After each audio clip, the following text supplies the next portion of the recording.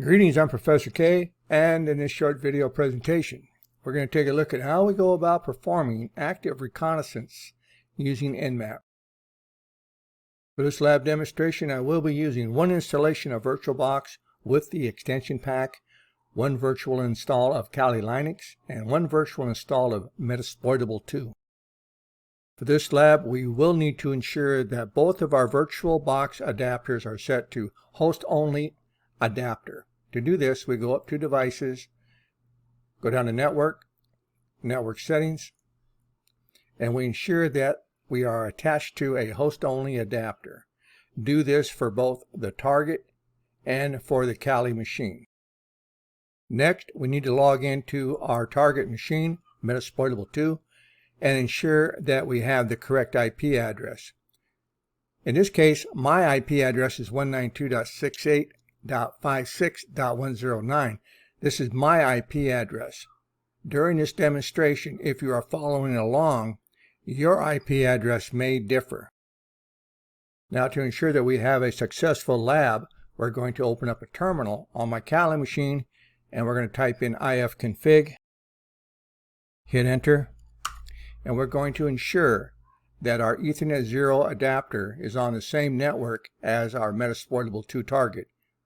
And you'll see that my network IP for this machine, Kali, is 192.168.56. That means both of my machines can communicate and see each other. Active reconnaissance is also referred to as enumeration. Enumeration, in the context of cybersecurity, refers to the process of extracting information about a target system or network to gain a better understanding of its structure and potential vulnerabilities. The first scan that we should be running on any network using Nmap is the discovery scan. This is going to bring us all of the available targets on that network. Now, to do this, I'm going to type in Nmap space dash small letter s small letter n followed by the network IP address followed by a /24, which is referred to as the CIDR address.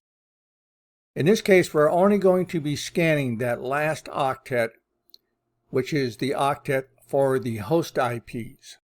We're telling Nmap that it can ignore the first 3 octets of this network IP and only look at that last octet. That's what the /24 means. I'll go ahead and hit enter. Nmap quickly comes back with the results, and it says that it scanned 256 IP addresses and it discovered that 3 hosts were up. Now, the host that we're interested in is the 192.168.56.109 host, and that is our target machine. The next scan that we're going to run is referred to as the default scan, and we have identified our host, and we want to find out exactly what ports and what services are currently available on this particular target. To do this, we can just use the default scan of Nmap. We now have our results back, and we see that we have a large number of ports that are running a number of services. Our next scan is going to be used to determine the operating system that is currently running on that target machine. Along with the default scan, if we would like to learn some information about the operating system that's currently running on our target machine, we can add in the -O command. We follow that up with the IP address of our target, and we hit enter. And so with the results of this particular scan, you see that we get the results not just from the discovery, but we also determine the operating system and some other information that pertains to it. Using the discovery command, we were able to identify a number of open ports. Now, one of those open ports is FTP. Now we would like to discover some more information about this service that is running on port 21, and to do this, we can combine some other commands with Nmap to get a further understanding of how we can enumerate the services that are running on this target. Let's see how we do that. With this next command, we're telling Nmap that we want it to pull up as much information as it can about the FTP service that is running on port 21. To do this, we've told it to use verbose and to get us as much information as it possibly can during this process. We follow that up with the -P21, which indicates that we want it to scan port 21, and we want it to do a full service scan using the -S command. Now the -T4 means to do this as quickly as possible. Let's go ahead and hit enter. By putting Nmap into verbose mode, it is going to load 46 scripts that it's going to use for this particular scanning. So we got the results back, and it looks like this FTP service is running an older version of a very secure FTPD 2.3.4 that is also running on a Unix platform. And so we've gotten some more information, but we can still continue to enumerate still further and find out some information about this FTP service that is running on our target machine. In our next command, we're going to get rid of the verbose mode and the T4 for quick scanning, and we're going to replace the T4 with the -A.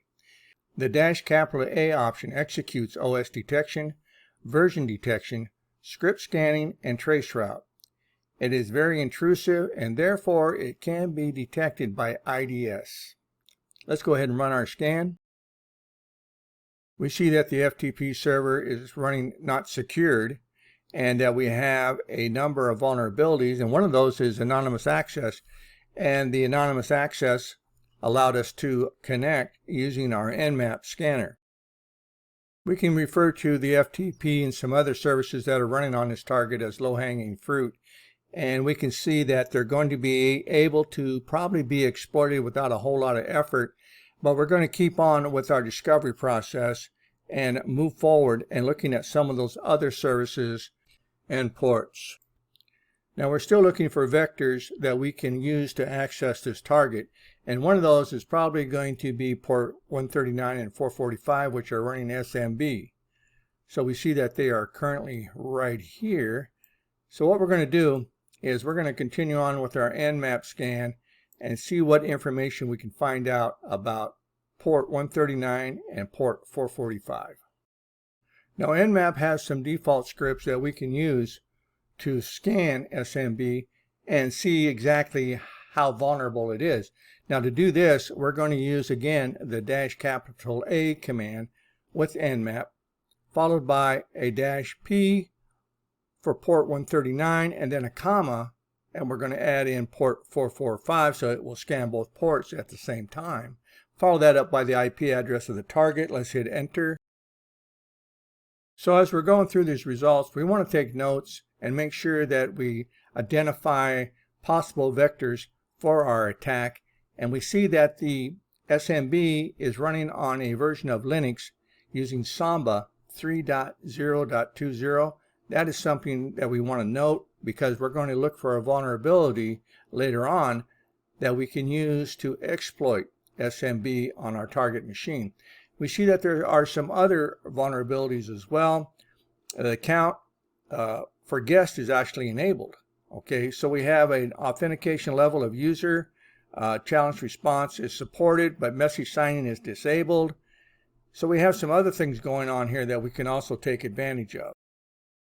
Nmap also comes with a very powerful scripting engine, and there are literally hundreds, if not thousands, of scripts that we can go out on the internet and we can find that have been created for Nmap.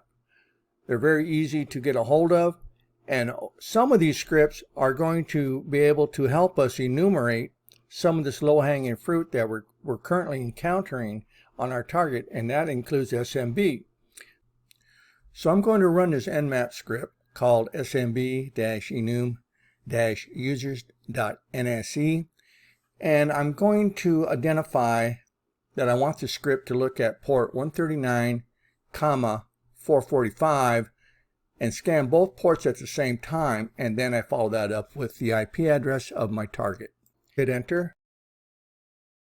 Nmap comes back and it tells us, or it presents to us, all of the accounts that are currently able to use SMB, and we see that our default user MSFadmin is one of those accounts, and that account is currently enabled.